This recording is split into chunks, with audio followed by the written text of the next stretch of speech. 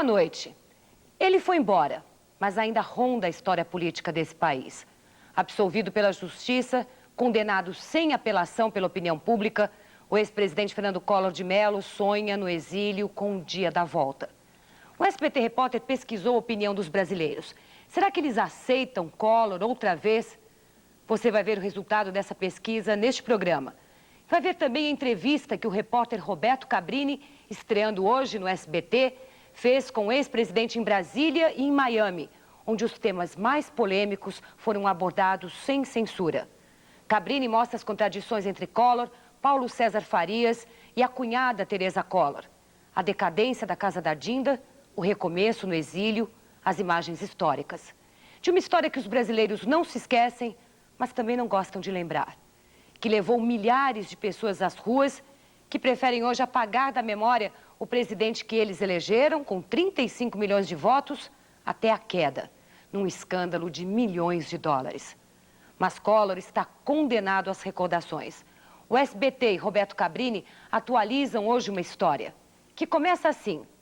Era uma vez um caçador de marajás. Estudante unido, derruba o colorido!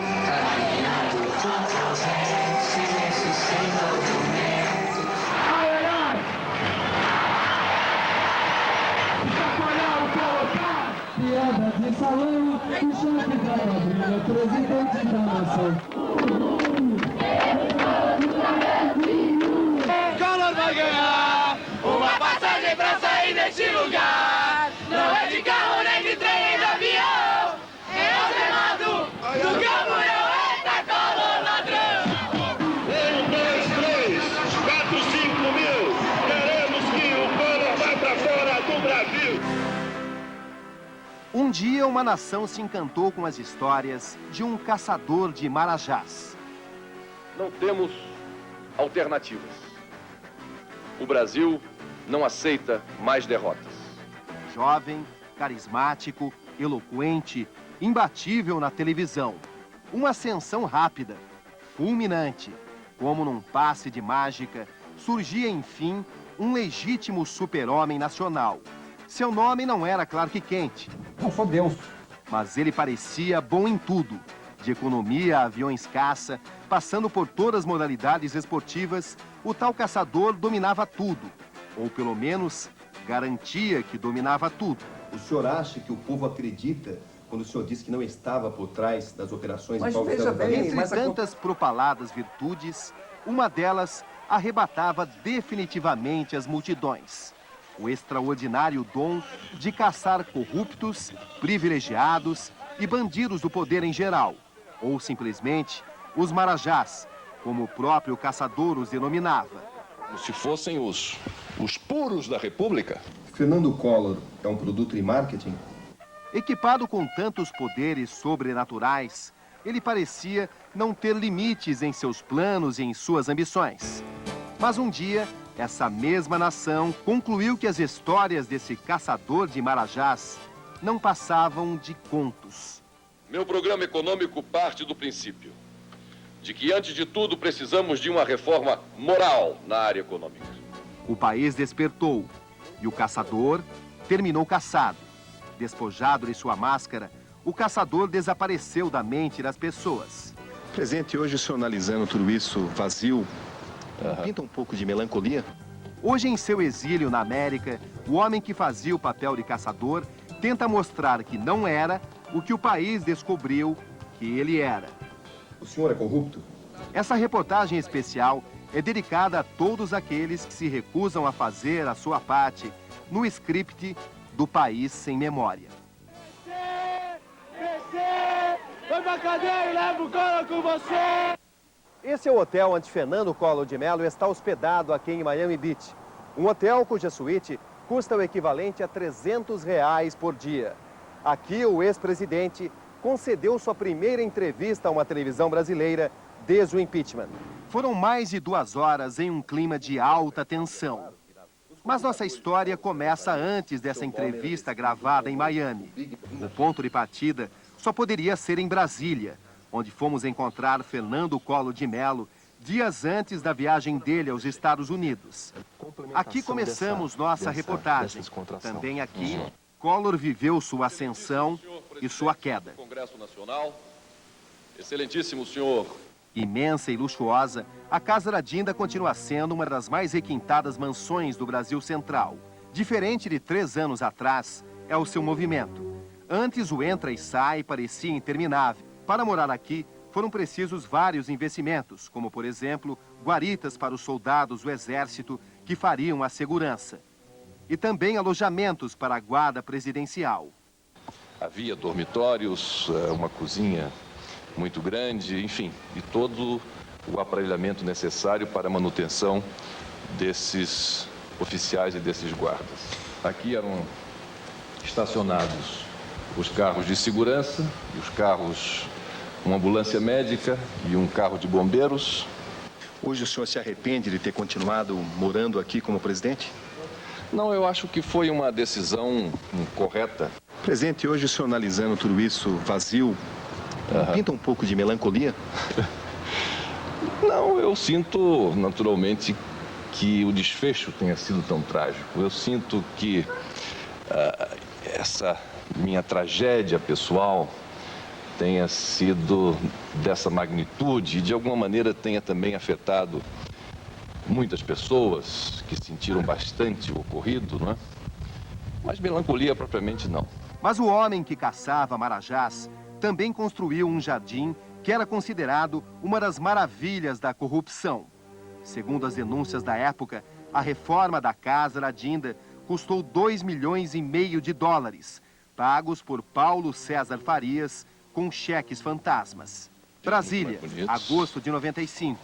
Um solitário Fernando Collor passeia pelo que restou da pompa e do deslumbramento. 13 mil não, deixa eu ver aqui quantos tem. 5 mil, 7.500. Os dados oficiais falam em 13 mil metros quadrados. O que é dados oficiais? Os dados do paisagista, Nering. Não sei, porque aqui nós temos 5 mil metros é o lote e 2.500 metros de área verde. Entendeu? Quer dizer, então são 7.500 metros. Esse é o número que eu tenho. Porque foi o próprio paisagista quem Talvez disse ele que tenha isso contado. custou na época 2 milhões de dólares. Mas isso foi colocado diante da justiça, não é? E foi demonstrado, foram feitas todas as perícias. 900 mil. 900 ficou, 900 foi apurado, o que foi realmente gasto aqui. Pela primeira vez, uma equipe de televisão entra na Casa da Dinda depois que o mandato de Collor foi cassado. O lago de 4 níveis agora está seco e sujo. As cascatas desligadas.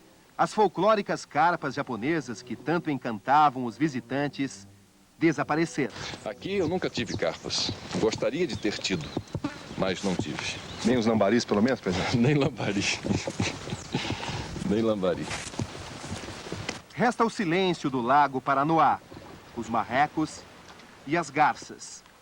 A garagem onde eram guardados os barcos está empoeirada e cheia de teias de aranha.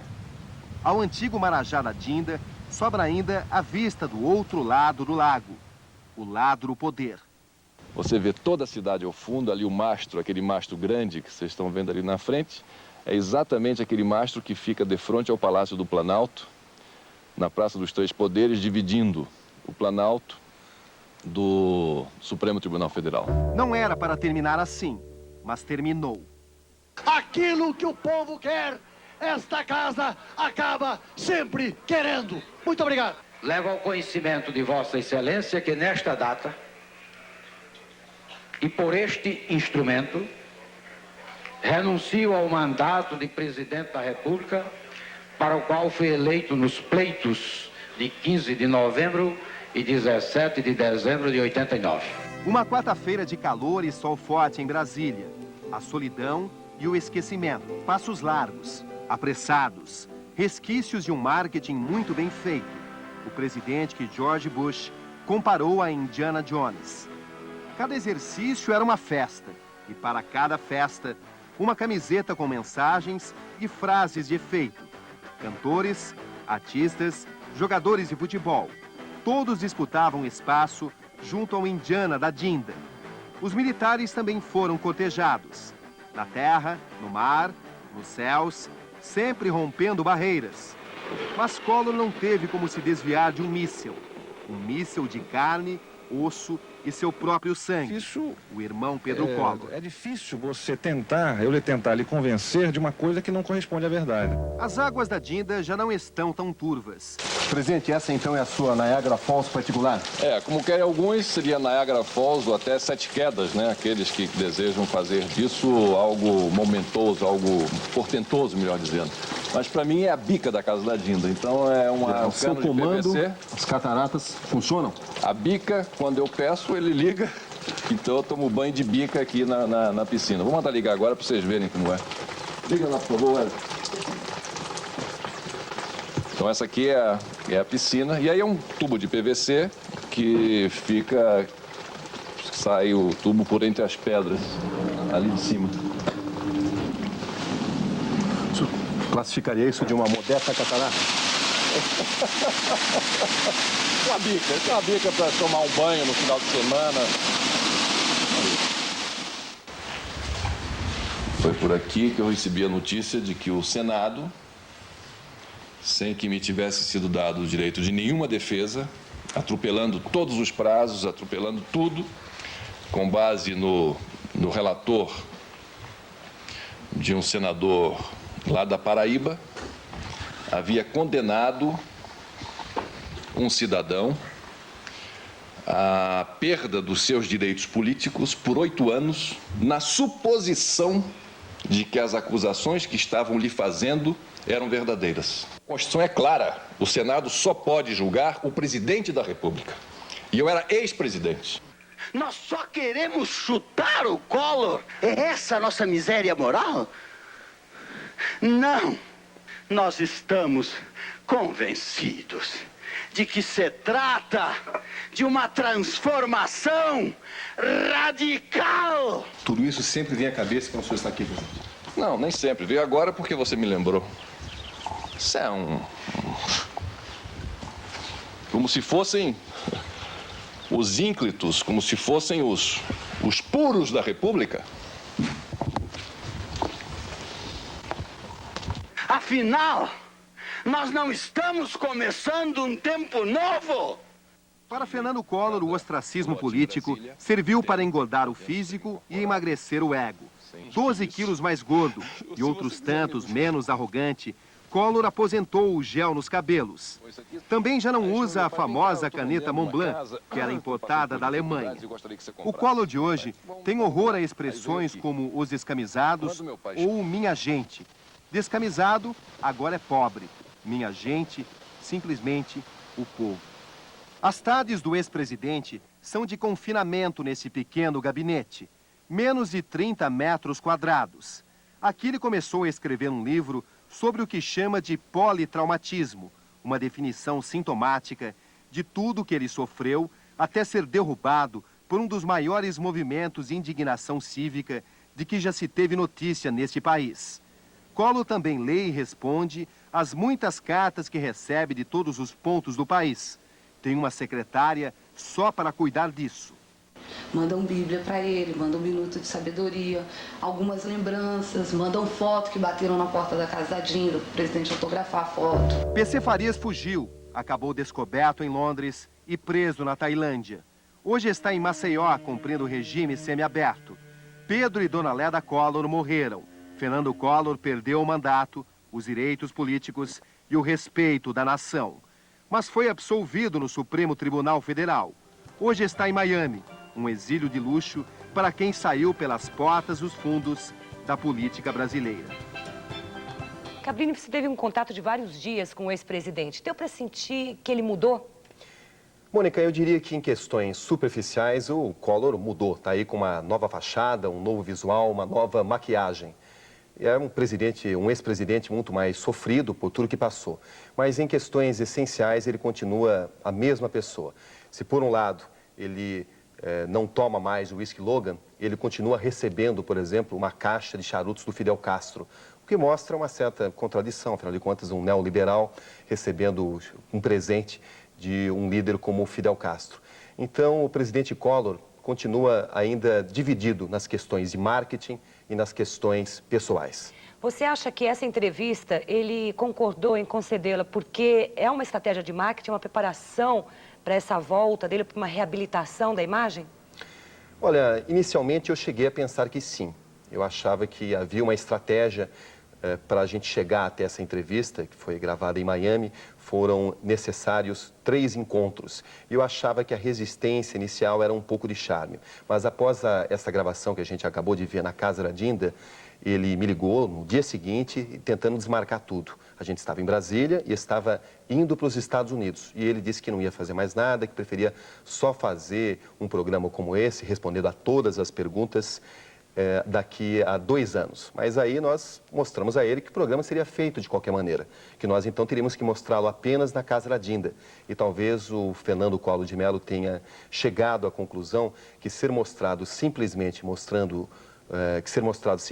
seus faraônicos jardins não seria interessante para a sua estratégia, para a sua imagem. E o presidente Collor continua valorizando extremamente a questão de marketing. Por isso, ele decidiu fazer. Ele sabe também que responder a tudo é essencial se ele quiser resgatar um pouco dessa credibilidade. No próximo bloco, o ex-presidente Collor chega a Miami. Você vai conhecer o estilo de vida do casal Fernando e Rosane na América.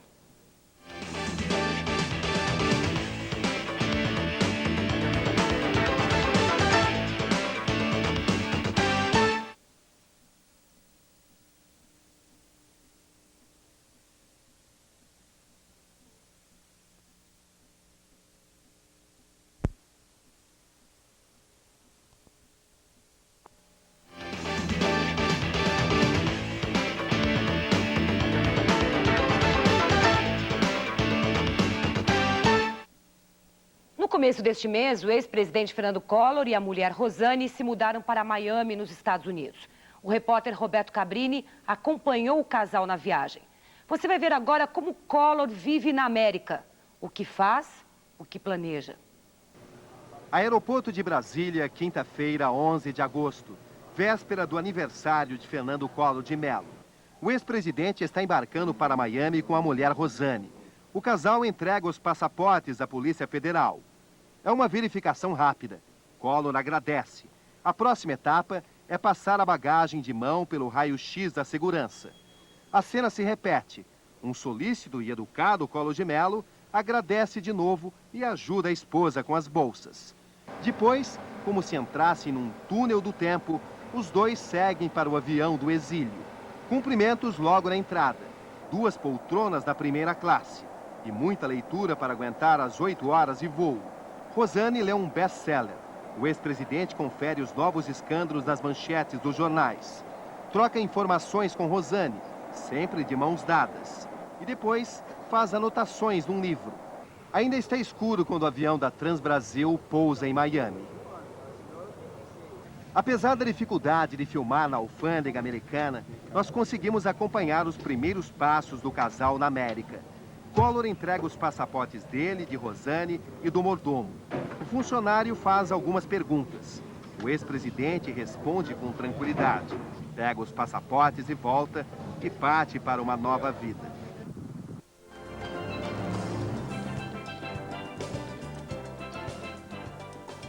Miami é a porta de entrada dos Estados Unidos para boa parte dos povos hispânicos. Aqui há uma grande colônia de cubanos, a maioria desafetos de Fidel Castro, um grande amigo de Collor. Miami é também a residência de cerca de 30 mil brasileiros, nem todos em situação legal. Faz muito calor, lanchas, jet skis, gente jovem e bonita andando de patins. O visual é realmente exuberante e tem a praia, o vôlei, tudo a ver com o ex-presidente. Mas é à noite que as luzes e o brilho de Miami ofuscam qualquer um. Já estamos na sexta-feira, 12 de agosto.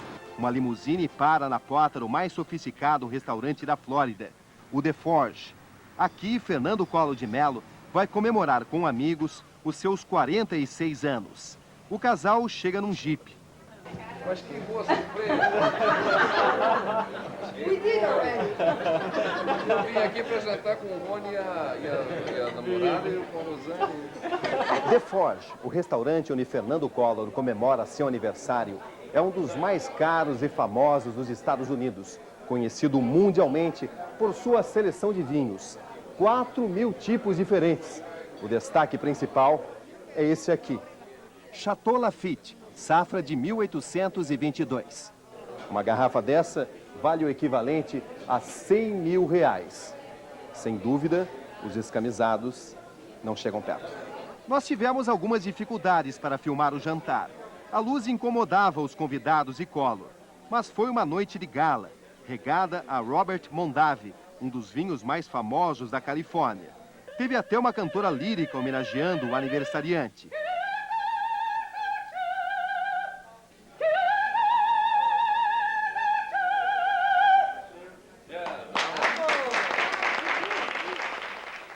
Não faltou um toque tipicamente americano. Um cantor de voz forte, muito swing, que ora parecia Ray Charles, ora lembrava Stevie Wonder.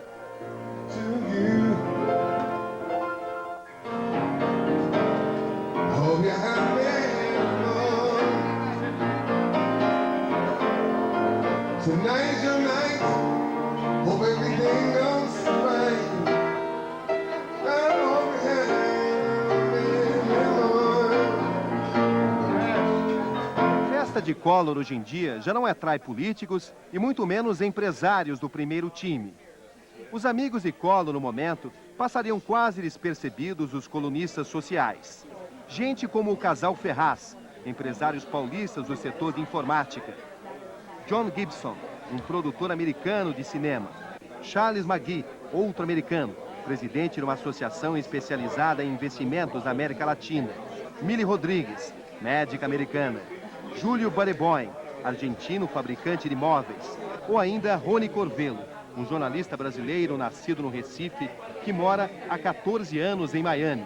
Corvelo é hoje o principal assessor de Collor nos Estados Unidos, uma espécie de Cláudio Humberto do exílio.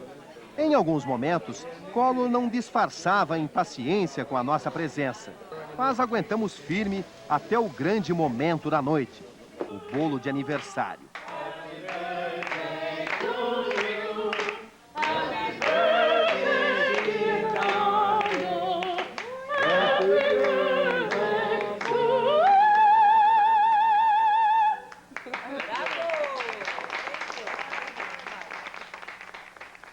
Depois de descansar no sábado, o ex-presidente resolveu aproveitar o domingo de sol forte.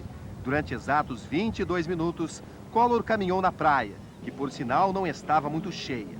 O mar azul atraía os apreciadores do jet ski e do paraglider, essa brincadeira maluca com um paraquedas puxado por uma lancha. Collor vinha em passos firmes e reclamou do calor. Que tem que usar o protetor no mínimo de 15. Para voltar ao hotel, Collor teve que subir uma rampa de madeira. Na piscina, uma curiosa coincidência. Uma cascata parecida com a da casa da Dinda. Collor nos convida a tomar uma água. Conversamos sobre os últimos acontecimentos no Brasil. Nesse domingo, 14 de agosto, o ex-presidente ainda não sabia da intervenção no Banco Econômico e da reação irada de seu ex-aliado, Antônio Carlos Magalhães. Refeito o esforço, o ex-presidente volta para sua suíte. Acertamos, então, os detalhes da entrevista que seria gravada no dia seguinte e nos despedimos. Na segunda-feira, o dia começou cedo para Collor. Às 8 da manhã, ele já estava no curso de inglês no centro de Miami. O ex-presidente está fazendo um curso de oratória. Pretende fazer conferências, palestras e seminários daqui a 6 meses. Segundo ele, são muitos os convites, que não pode atender porque ainda não domina a língua. Segundo apuramos, até agora Collor tem apenas um convite confirmado, de uma universidade da Flórida. Trabalho, dar aulas de ciências políticas. Salário, $2.000 por mês. O curso é de segunda a sexta, das 8 da manhã à 1 da tarde. Quando a aula termina, Collor volta ao hotel dirigindo seu próprio Jeep. Já se sente em casa em Miami. Estávamos agora muito próximos da primeira entrevista de Fernando Collor de Mello a uma televisão brasileira desde o impeachment. A entrevista teve momentos de tensão, consequência de temas pesados como drogas, possíveis crises depressivas dele durante o governo, PC Farias e o irmão Pedro Collor, o maior responsável pelas denúncias que fulminaram o mandato dele. Mas o senhor continua sem responder a minha pergunta.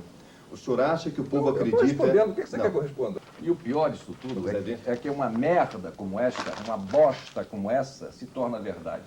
Eu quero pedir Apesar da irritação demonstrada em certos momentos, Collor nunca impôs condições para a entrevista. Aceitou responder a qualquer pergunta. Nunca pediu que evitássemos determinado assunto. Big Boss de coisíssima nenhuma. Depois da gravação da entrevista, que você vai ver daqui a pouco, nós vamos conhecer o que podemos chamar de versão americana da Casa da Dinda. Esta é a casa onde Fernando Collor vai morar nos próximos 2 anos aqui na Flórida. Uma mansão que vale perto de 2 milhões de dólares no sofisticado bairro de Bal Harbour, uma região habitada exclusivamente por milionários, como por exemplo o cantor espanhol Julio Iglesias. Entramos na casa por uma porta lateral. Não havia intenção de invadir. Entramos porque a porta estava aberta e havia naturalmente a curiosidade de mostrar como vão viver os Collor de Mello. Pudemos gravar a piscina, o pequeno ancoradouro e a vista exuberante do outro lado do canal. Mas durou pouco a nossa liberdade. O assessor do ex-presidente pediu para que saíssemos e só filmássemos do lado de fora. Pouco depois chegou Dona Rosane Collor, acompanhada de uma decoradora de origem argentina. Tentamos gravar uma entrevista com ela. Gentil, ela nos convidou a entrar na casa de 4 quartos e salas amplas. O ex-presidente chegou pouco depois, mais uma vez a bordo de seu jipe. Nos cumprimentou e foi ver com a mulher como estão as reformas da casa para onde o casal está se mudando depois de amanhã. Entrevista com Dona Rosane, nem pensar. Pedido de Collor. O padrão de vida que o casal Collor tem em Miami é um padrão de vida de milionário? Olha, Mônica, é um padrão condizente com alguém que, segundo amigos, tem faturamento mensal, renda mensal de 30 mil dólares, ou seja, um alto padrão, né? Aquele jantar naquele restaurante fino, por exemplo, custou quanto? É uma história interessante. O Collor disse primeiro que não foi ele que pagou a conta, né? Foi o assessor, o Rony Corvelo, que é uma espécie de Cláudio Humberto de Miami, só que um Cláudio Humberto que usa gel, parece mais com o Collor do que o próprio Collor e também não usa a filosofia do bateu, levou. Mas teria sido o Rony Corvelo que pagou aquela conta. O Rony Corvelo disse que pagou aproximadamente 2 mil dólares. Só que eu liguei, tive cuidado de ligar para aquele restaurante e eles me informaram que um jantar naquelas circunstâncias para 15 pessoas, com vinho Robert Mondavi, custaria aproximadamente 8 mil dólares. Agora, de repente, ele não tem o mesmo prestígio no restaurante. Ele pode ser bem relacionado, pode ter feito um desconto. Ele é muito bem relacionado em Miami. Justiça seja feita. Você mostrou que o Collor mora lá numa casa, num bairro muito rico. A casa ele comprou, ele alugou. Existe dúvida sobre qual é o regime da casa? Surgiram informações de que Fernando Collor estava comprando essa casa por 2 milhões de dólares. Mas aí, Fernando Collor, através do seu assessor, o novo porta-voz Rony Corvelo, disse que está apenas alugando essa casa. E para isso está pagando 3 mil dólares mensais. Agora, se ele pensa em voltar ao Brasil, por que foi morar numa casa de 2 milhões de dólares em Miami? Não é uma contradição? É uma contradição, mas de repente Fernando Collor não consegue se libertar de alguns velhos costumes. O fim do silêncio. No próximo bloco, Roberto Cabrini entrevista o ex-presidente Collor.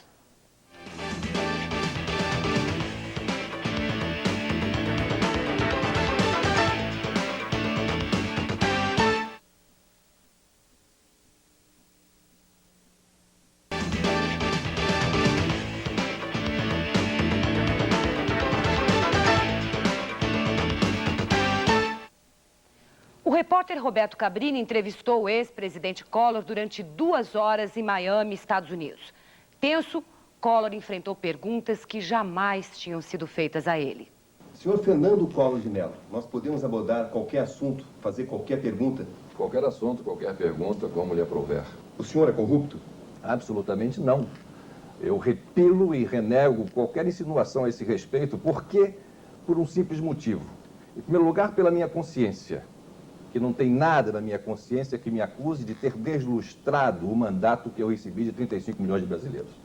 E não bastasse o julgamento que eu faço com a minha própria consciência sobre a minha atitude, Está aí o resultado e o veredito da mais alta corte de justiça do país, o Supremo Tribunal Federal, que me declarou inocente depois de terem me vasculhado as vísceras durante 2 anos. Uma investigação que eu acredito muito pouca gente possa ser submetida nesse Brasil sem que se descubra alguma coisa de muito grave. Então vamos falar dessa investigação. Depois de analisar 40 mil cheques, 90 notas fiscais e de ouvir também dezenas de depoimentos, a CPI estimou que o esquema PC movimentou aproximadamente 260 milhões de dólares durante os seus 2 anos de governo. A CPI também concluiu que só a título de custeio das suas despesas pessoais, o senhor recebia algo em torno de 350 mil dólares mensais e que isso seria apenas 30% do total rastreado. Esses dados, se confirmados, o colocariam como o maior marajá da história brasileira. Veja bem, mas isso absolutamente, eu normalmente repilo isso, porque essa é uma insinuação facciosa. Essa é uma coisa ridícula que vem sendo tratada aqui. É fruto de uma investigação. Mas não é fruto de uma investigação que já passou por uma investigação muito maior, que foi do Supremo Tribunal Federal. Deputado não é juiz, deputado não tem a função, ele não é, por mister, expert em fazer tipo de avaliação. Ele faz avaliação política. Agora vamos, presidente, eu gostaria de entrar num assunto muito importante agora, que o senhor sabe que a sua queda começou quando o seu irmão, Pedro Collor, fez graves revelações que estão contidas nesse livro aqui. O senhor chegou a ler esse livro, presidente? Não cheguei a ler. Mas o senhor sabe das informações que estão contidas aqui? Mais ou menos sei. Então vamos detalhar isso aqui para que o senhor possa responder. Esse livro, presidente, o descreve como corrupto, viciado em drogas, homossexual e de um temperamento também violento. Então vamos por partes. Pedro Collor diz textualmente nesse livro o seguinte: Fernando usava drogas pesadas como cocaína e o LSD. O senhor usava drogas pesadas como cocaína e LSD? Não usava. Nunca usou? Nunca usei e todos sabem. As pessoas mais íntimas e mais próximas minhas sabem que isto é uma mentira. O que é preciso entender nesse livro, e eu peço até que Deus me auxilie nesse momento, porque é falar de uma pessoa em cujas veias corria o meu sangue e que já não mais está aqui. E, portanto, eu não me sinto no direito, e meu caráter não permite de lhe fazer qualquer tipo de acusação, até porque ele não está aqui para se defender.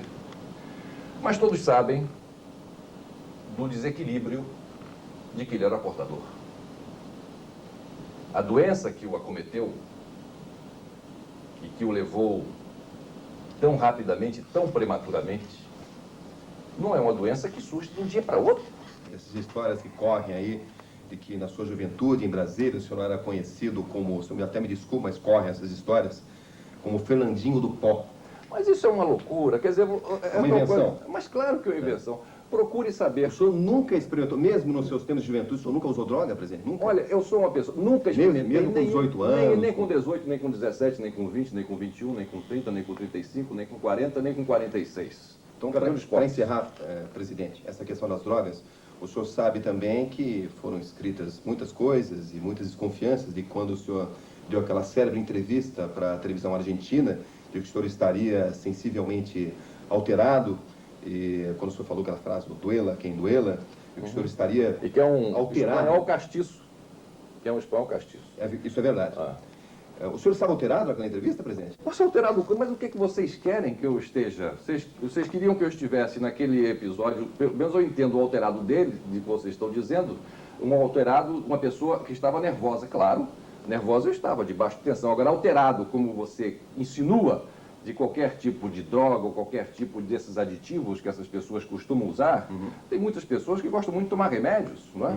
Remédios para dormir, remédio para acordar, remédio para ir ao banheiro, remédio para não ficar deprimido. Tem muitas, e figuras aí exponenciais, né? Remédios para não dar faniquitos, remédios para ficar mais assim ou mais assado, isso tem aos montes. Agora, eu não. Uma reportagem publicada pelo jornal Folha de São Paulo revelou que o senhor teve profundas crises de depressão enquanto esteve na presidência. A gente até tem a documentação aqui, não é da nossa cabeça, bem, mas é da imprensa. É de outra cabeça. Que o senhor, por gentileza, por favor. Essa seria a matéria em questão, de que é uma matéria assinada pelo jornalista Gilberto Dimenstein. Vou até ler para o senhor aqui.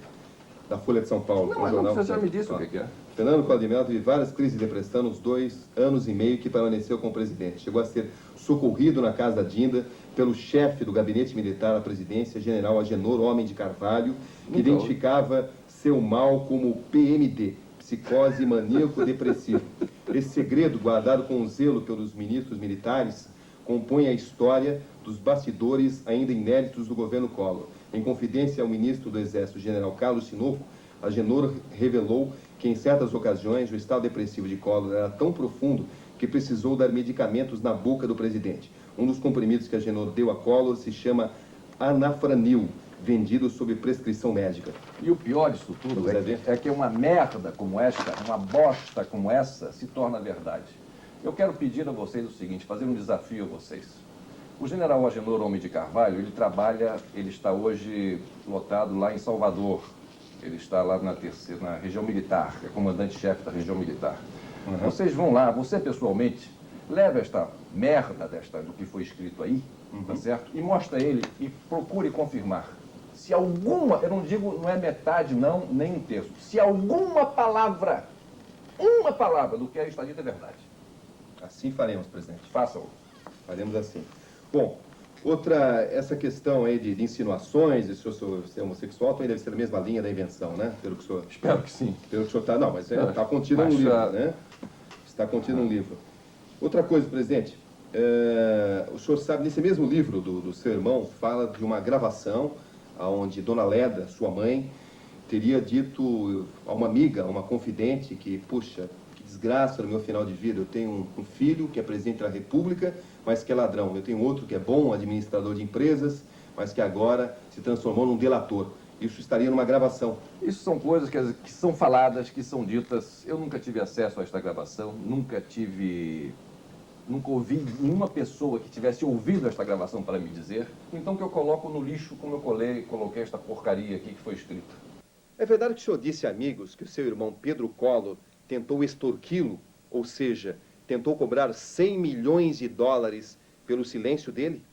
Não nego, mas não me aprofundo no assunto. O senhor está confirmando? Confirmo, mas não me aprofundo no assunto. O livro diz também que o senhor tentou se insinuar a sua cunhada, Teresa Collor, o senhor tentou acabar com o casamento do seu irmão. Isso não é verdade, até porque, ao que me consta, é uma pessoa séria. A esposa, a ex-viúva do meu irmão. É uma pessoa séria. Quer dizer, por aí eu tiro como ele estava desequilibrado, a ponto de colocar a mulher dele numa situação como essa, como passível de qualquer tipo de insinuação. Mas o senhor disse que ela era séria, mas ela apoiou o livro integralmente. Séria no sentido de ser fiel ao seu marido. Em relação a isso, não quero também tecer comentários. Certo. Mas houve uma conversa, né? A gente sabe que houve uma conversa. E nessa conversa que ficou a desconfiança do seu irmão, que o senhor estaria tentando seduzi-la. Não foi isso. Houve uma conversa? A conversa houve, a conversa ela existiu. Um dia eu estava no Palácio do Governo, quando chega a minha secretária e diz, olha, está aí a dona Teresa, muito alterada e deseja conversar com o senhor. E eu falei, muito bem, peça então para ela subir e ficar lá com a minha mulher, que eu subo daqui a pouco e vou conversar com ela. Ela voltou dizendo, não, ela quer falar agora, é urgente. E a Teresa lá chegou e muito nervosa, me trazendo a seguinte notícia, de como eu era o único da família que ali estava, ela queria me comunicar porque eu faria isso ao seu pai assim que ele chegasse do trabalho, que trabalhava no interior. Queria comunicar a mim que ia separar do meu irmão. E eu disse a ela que não fizesse isso, porque queria separar, porque que não iria. Ela disse porque ele estava muito violento, estava bebendo demais, estava agredindo ela, estava agredindo os filhos, estava dando tiros, andava sempre armado. E ela não aguentava mais aquele estado de coisas. Eu disse a ela, então, eu estava no governo do estado de Alagoas, eu disse a ela, então, que ela tivesse paciência, tivesse calma, que esperasse um pouco mais, por que ela não daria um passeio, iria viajar para a Europa? Tem o tiro do vigia e tal? Teve o tiro do vigia. Que ele o senhor não quer contar isso? Porque isso eu não quero mais tentando amenizar o negócio, né? Eu não quero trazer à opinião pública, né, toda essa tragédia. Eu não quero agravar as cores da tragédia. Eu quero apenas dizer os fatos. Agora, então, segundo esse outro livro, esse livro aqui é bom, presidente, o Cláudio Humberto Rosa e Silva? Também não cheguei a ler. Eu recebi um livro dele, que foi ofertado muito gentilmente, mas não cheguei a ler. Séria.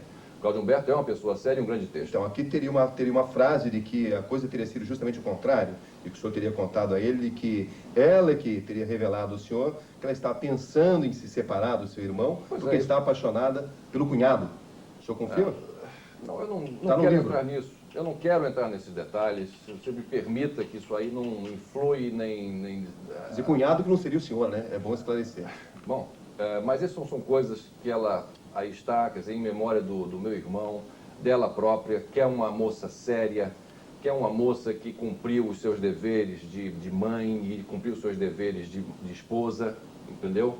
O que eu posso dizer é isso que aconteceu. Que lá chegou e dizendo que não aguentava mais, porque o meu irmão estava muito violento e que ela iria se separar. E que avisaram o pai dela assim que chegasse logo mais à noite do local onde ele trabalhava, lá no interior, uma companhia de açúcar que ele tem. Então eu disse, olha, você deve pensar um pouco mais, não tome nenhuma decisão precipitada, por que você não vai agora? Vai à Europa, dá um passeio por lá, esfria a cabeça e quando você chegar de volta, você pensa no que fazer. E ela saiu dali. Essa conversa não foi uma conversa, assim, 2 ou 3 minutos que nós estamos conversando aqui. Foi uma conversa de 2 horas. E dali ela saiu. Eu só recebi depois informações dela por telefonema que, quando eu cheguei, alguns dias depois, no palácio, havia recados dela com um telefone da França, querendo falar comigo. Eu liguei para ela umas 2 ou 3 vezes, não encontrei no telefone de um hotel. E, afinal, ela me ligou de volta, dizendo que, me agradecendo, pedindo desculpas pelo fato de ter ido lá no palácio aquele dia e chegar tão intempestivamente, agradecendo por eu ter atendido ela e agradecendo pela sugestão que eu havia dado, ela viajar para a Europa, que ela estava pensando melhor, realmente, tal. Muito bem, até logo, ótimo, até logo, até a volta. Agora, o senhor nega ou o senhor não quer entrar no detalhe se ela disse que está apaixonada por um cunhado? Eu não nego e não entro no detalhe. O senhor realmente tem razão quando o senhor diz que a justiça não o condenou, não provou nada contra o senhor. A justiça absolveu, é diferente. Mas essa mesma justiça condenou o seu amigo, aliado e tesoureiro Paulo César Farias. O senhor acha que o povo acredita quando o senhor diz que não estava por trás das operações de Paulo César Farias? Mas veja bem, mas acontece que a condenação do senhor Paulo César Farias não teve nada a ver com a questão que dizem de uma grande rede de corrupção montada no governo. Como é que eu poderia querer montar uma rede de corrupção no governo se logo no início, na formação do meu governo, eu chamei o PSDB, e especificamente seria o ministro José Serra, para ser o meu ministro da Economia? Que rede de corrupção é essa que eu quero montar? Que me diziam que eu queria montar? Isso é uma mentira, isso é uma balela para encobrir o real motivo do golpe.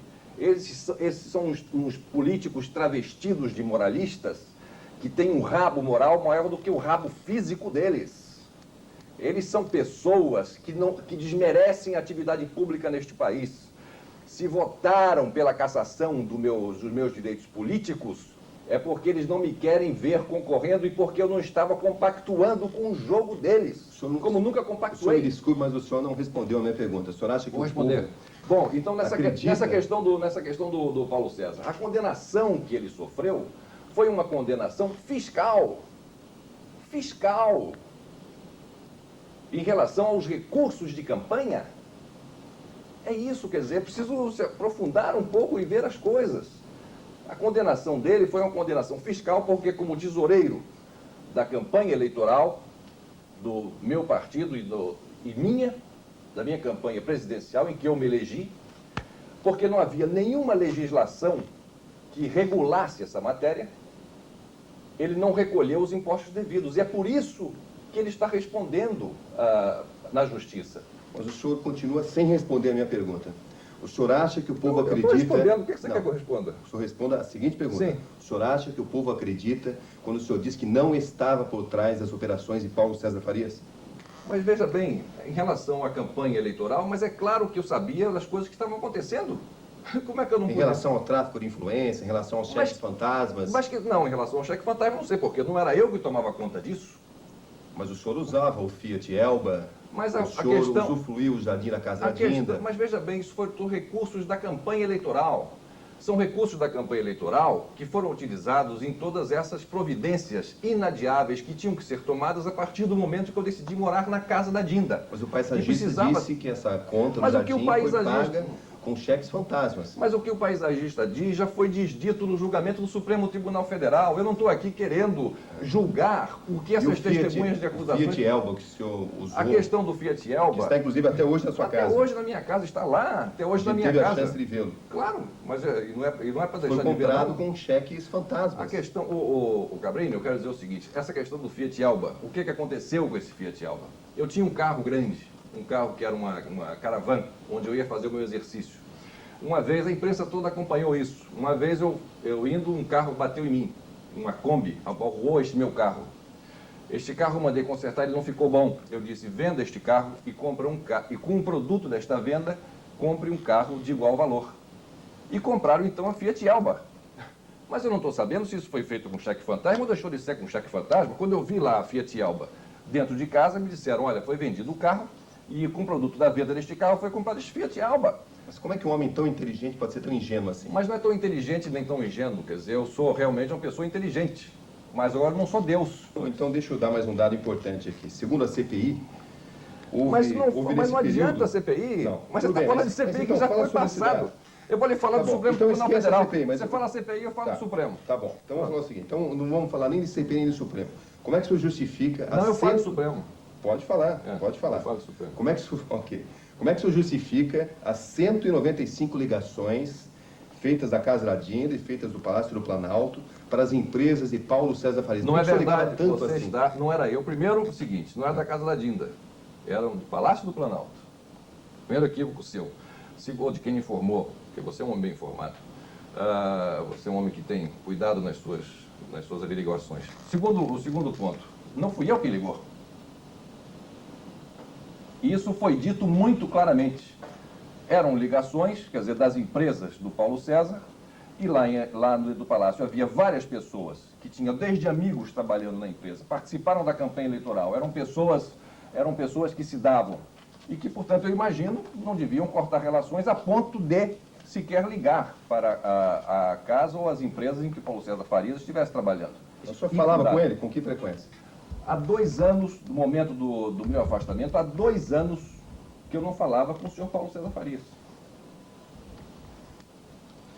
O motorista Heriberto França, testemunha-chave em todo o processo, contou que pegou cheques e dólares na Brasil Jet para pagar as despesas da Casa da Dinda e que, inclusive, mesmo as despesas da sua esposa, Dona Rosane. Como é que o senhor explica isso? São os recursos da campanha, porque na campanha isso já foi dito e muito claramente, agora é porque foi escamoteado, foi escondido. O senhor continua fiel à sua amizade e o seu relacionamento com Paulo César Farias? Mas eu não posso negar a nossa amizade. Ele é uma pessoa que esteve diretamente vinculado, os destinos se vincularam de uma forma total. Ele esteve participando da minha campanha eleitoral. E continua do seu lado? Foi ele que deu, não sei se continuou do meu lado, eu estimo que sim. Eu estimo que, passado tudo isso, né, haja que nós possamos nos reencontrar, conversar, porque ambos, cada um do seu lado, cada um do seu jeito, sofreu muito. Então é com esse reconhecimento a alguém que está sofrendo que eu me refiro a ele. Quer dizer, não houve nenhuma traição nesta relação. O senhor não o traiu, ele não o traiu? Mas não, até porque não havia no que trair. A relação foi uma relação muito clara, uma relação muito aberta. Não é? O senhor põe a sua mão no fogo pela honestidade de Paulo César Farias? Mas eu não posso colocar a mão no fogo por ninguém. Eu não sou Deus, eu não sou um ser acima de qualquer um outro para colocar a mão no fogo em relação a quem quer que seja. Isso é uma expressão muito chula. Por mim eu respondo, e é claro que na minha mão eu coloco pelas minhas atitudes, porque assim determina a minha consciência. Eu tive a chance de fazer uma entrevista muito emocionada por parte da dona Elma Farias, com a dona Elma no exterior, onde ela simplesmente não se conformava que seu marido estivesse arcando com todas as consequências, enquanto o chefe maior, no caso o senhor, estava solto, nunca foi preso, nunca aconteceu nada. Mas espera aí, mas duas coisas. Em primeiro lugar, eu quero deixar aqui registrado o meu absoluto entendimento daquele rompante da dona Elma Farias. Entendo perfeitamente. Muito bem. Outra, quando ela disse, chefe maior. Quando ela disse, claro, eu era o chefe maior de todos os brasileiros, eu era o presidente da República, eleito pela primeira vez depois de quase 30 anos pelo voto popular. Não, mas chefe maior do marido dela, do Não, mas e por consequência dele, ele também é brasileiro, cidadão brasileiro e eleitor. Não, mas ela disse que o senhor sempre comandou todas as operações. Não, ela disse o seguinte, que eu sabia, eu vi também a sua entrevista, eu tenho uma boa memória, que ele sabia de tudo. O Collor sabia de tudo, mas é claro, da campanha eleitoral sabia e comandava tudo nas operações. Sabia da campanha eleitoral, sabia tudo. E foi isso que eu entendi. Do restante, comandava as ações dele também. Não, as ações dele eu nunca comandei, porque se é uma pessoa que eu não falo há 2 anos, como é que eu posso comandar qualquer ação? E se ele foi julgado, e condenado não por nenhuma dessas ações... Nós temos a gravação e ela fala textualmente isso, Sim, mas se ele foi julgado e não foi condenado por nenhuma dessas acusações... Quer dizer, e é uma senhora também que, com todo o respeito que eu sempre tive por ela, eu nunca tive nenhuma convivência com ela. Não é? E é um grito de desespero, um grito de dor. E essa frase dela aí de que, puxa, mas meu marido está preso e o presidente... Mas ninguém mais sofreu nisso do que eu. Eu fui arrancado da presidência da República. Eu perdi. Bateram o meu título de eleitor. Bateram a minha cadeira de presidente da República, que eu consegui no peito, na raça, na voz e na vontade, no ideal que sempre eu tive dentro de mim. Foi assim que eu ganhei. Eu não devo a ninguém a presidência da República, nem a partido, nem a políticos, nem a ninguém. Ao povo, só ao povo que confiou em mim, sempre confiou em mim. Quer dizer, e perder a presidência da República conquistado com o voto popular não é um castigo suficiente? Não é um castigo suficiente perder os direitos políticos por 8 anos? Você acha que é pior do que ficar preso? Não é castigo suficiente perder a minha mãe? E preso, mais do que eu fiquei recolhido durante 2 anos na minha casa, sem sair da porta para fora, num recolhimento que eu me autoimpus, sofrendo como eu estava sofrendo? Um homem que perde a presidência, a sua mãe, os direitos políticos. Isso não é pouco? Isso é muito. Que perde a sua paz, que perde a sua família. Desestruturada que ficou depois de todos esses episódios e que agora nós estamos pouco a pouco tentando recompor. Fernando Collor é um produto de marketing? Eu sou um produto da minha emoção. O senhor acha mais importante ser absolvido pela justiça ou pela opinião pública, pelo povo que o elegeu? Mas o povo eu só posso saber se eu fui absolvido pela opinião pública no momento em que me deixarem ser candidato. E aí eu tenho certeza que o povo hoje já está fazendo o seu correto juízo do que aconteceu. Porque o que aconteceu nada mais foi do que um golpe. Foi um golpe, foi uma quartelada parlamentar da pior espécie, vergonhosa. Uma coisa que hoje e mais à frente ainda vai, ao invés de se dizer que fortaleceu o nosso processo democrático, vamos verificar que enfraqueceu as nossas instituições. Quando o senhor diz golpe, o senhor sugere que isso não tenha tido a participação popular? Mas claro que não. O que nós vimos então, posso recordar um episódio, sabe? O senhor lembra quando o senhor convocou a população para se vestir de verde e amarelo? Lembro-me. Para apoiá-lo? Lembro-me. O senhor lembra o que aconteceu? A população se vestiu de negro. Não, mas não foi a população. O senhor acha que nesse momento o senhor foi condenado pelo povo? O que é que você chama de população? É preciso você ver uma pesquisa que saiu logo depois desse episódio, e a pesquisa é a seguinte: você saiu às ruas para pedir o afastamento do presidente Collor? E o resultado dessa pesquisa foi o seguinte: 92% dos entrevistados, não saí. Quer dizer, se você coloca 100 pessoas numa rua e manda as televisões cobrir... Se a gente fizer uma pesquisa nesse momento, o senhor acha que a população confia no senhor nesse exato momento? Se a gente fizer agora uma pesquisa? Eu não sei, eu preciso saber. O ex-presidente vai saber daqui a pouco o que os brasileiros pensam dele, da sua inocência ou da sua culpa. Cabrini, foi essa curiosidade do presidente que levou o programa a encomendar a pesquisa? Exatamente. O presidente quer saber, eu quero saber, você quer saber, possivelmente, não quer? Quero. Acho que todo mundo quer saber. Cabrini, ele desafiou você a procurar o general Agenor para checar a história da psicose maníaco-depressiva. Você conseguiu falar com o general Agenor? Assim o fizemos, conforme prometemos ao próprio ex-presidente. No primeiro contato, o general Agenor, através do seu porta-voz, disse que não falava de questões do passado. Aí o porta-voz fez um novo contato e disse que o general desmentia todas aquelas informações. Mas eu só gostaria de lembrar que o jornalista Gilberto Dimenstein, que assinou aquela reportagem, é um jornalista conhecido pela sua grande credibilidade. Cabrini, ele enfrentou bem essas perguntas tão duras que você fez? Ele se dispôs a responder a qualquer pergunta e cumpriu isso. Isso é preciso ser dito. Só que o fato dele ter aceito responder a qualquer pergunta não significa necessariamente que ele tenha respondido a todas as perguntas. Você nem sempre ficou satisfeito? Em muitos aspectos, muitas vezes a gente precisou insistir, às vezes até 3 vezes no mesmo tópico.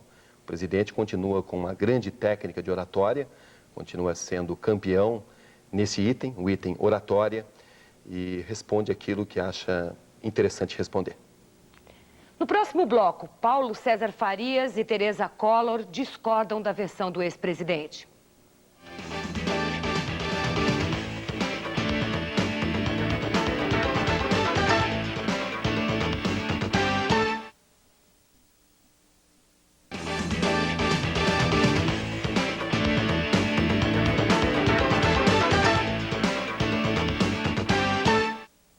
Tereza Collor e Paulo César Farias mostram em Maceió o lado deles desta história.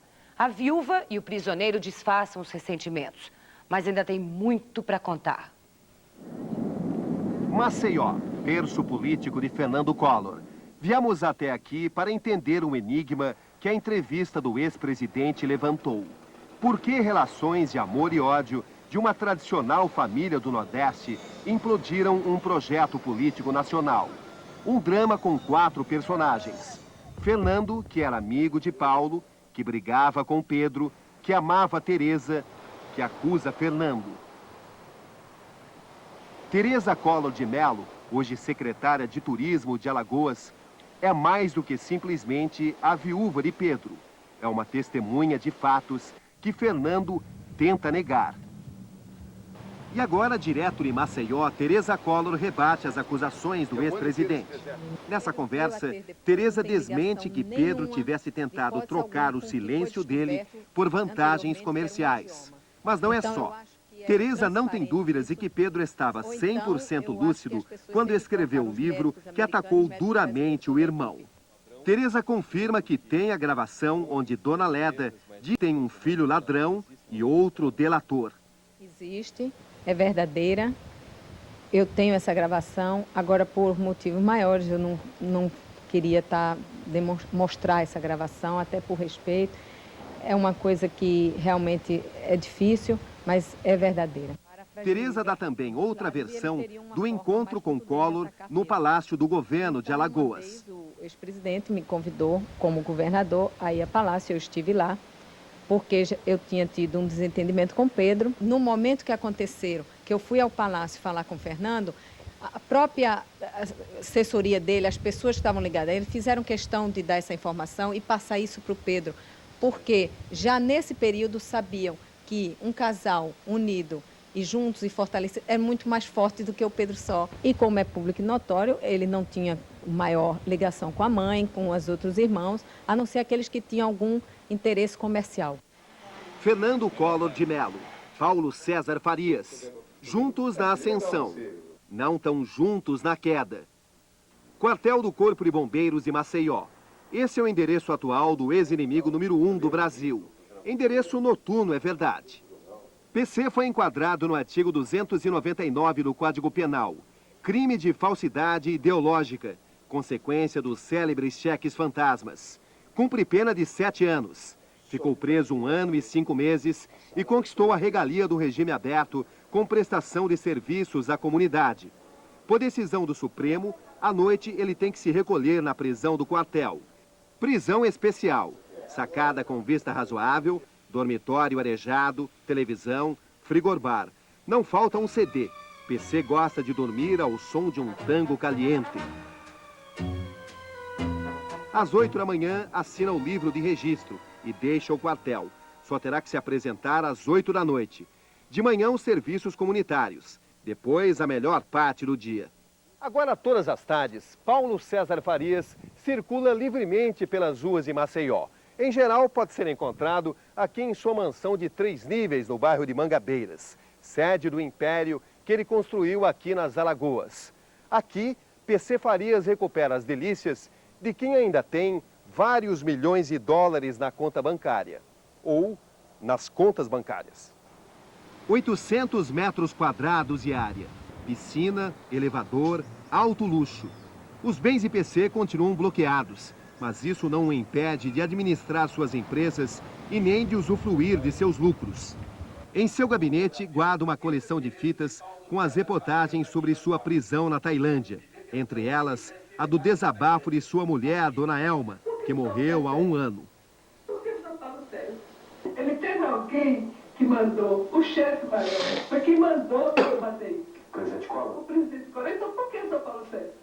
Aspen, Colorado, Estados Unidos. Assim foi o último Natal dos Collor de Mello, esquiando na sofisticada estação de Snowmass, frequentada por milionários e artistas de cinema. O ex-presidente é considerado um excelente esquiador. Collor PC, unidos no sucesso, desunidos no fracasso. Nessa entrevista, Paulo César Farias desmente Collor de Mello em vários temas. Pela primeira vez, caminham em direções opostas. O alicerce da República das Alagoas ruiu. A condenação que ele sofreu foi uma condenação fiscal. Não, eu acho que o ex-presidente está completamente enganado, porque eu não fui condenado por nenhum problema fiscal.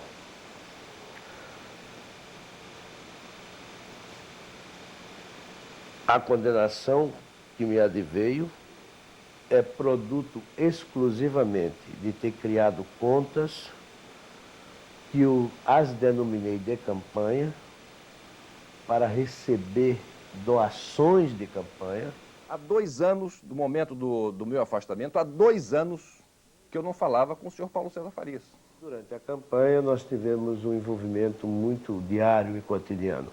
E que após a presidência esse envolvimento diminuiu. Até porque eu não tinha cargo público nenhum, eu não era ministro, não era nada. Mas evidentemente, de vez em quando, ele dá uma ligada para o senhor. É evidente. São os recursos da campanha. A doação, ela é espontânea e é feita a alguém. Mas não é uma doação para fins eleitorais? Não é uma doação para a pessoa ter um jardim faraônico, para ter 500 apartamentos? Não, mas... O senhor acha que o empresário doa para pagar o jardim de um ex-presidente da República? Ele doa para a campanha. Mas o senhor acha moralmente correto pagar jardim? Se houve a sobra na campanha e ter usado isso, eu não diria a você que isso... Primeiro, não é crime. Mas é moralmente incorreto, você não concorda? Eu até que dentro da cultura política do Brasil, isso eu diria a você que está aí perfeito. O senhor acha que é perfeito? Não, perfeito que eu falo dentro da filosofia e da cultura política brasileira, que é assim. Eu cometi inúmeros erros. O senhor Fernando Collor não estava preparado para governar o Brasil. Por quê? Porque não estava na época dele. Ele era um jovem de 40 anos, ele não tinha passado pelos processos necessários para tanto. O senhor põe a mão no fogo pelo senhor Fernando Collor de Mello? Não, eu ponho a mão no fogo pelas minhas atitudes. E pelas atitudes dele? Não as ponho. O imperador não aceitou o fisiologismo político, deu ordem sozinho, não negociou, não transigiu.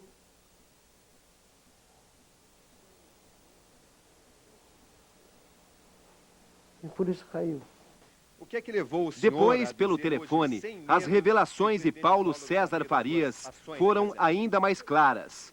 Fernando Collor de Mello sempre teve conhecimento de todas as operações IPC, durante a campanha e também durante o exercício da presidência. Ou seja, resumindo, o presidente Collor de Mello sempre soube das suas atitudes.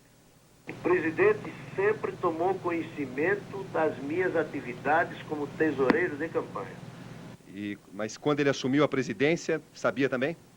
Sim, mas e nós não vivemos juntos a campanha de 89? Claro, ou seja, vocês continuaram o mesmo relacionamento. O relacionamento não terminou quando ele assumiu a presidência. Não, de forma nenhuma, não pode ter terminado. Não havia razão para isso. Não havia razão para isso.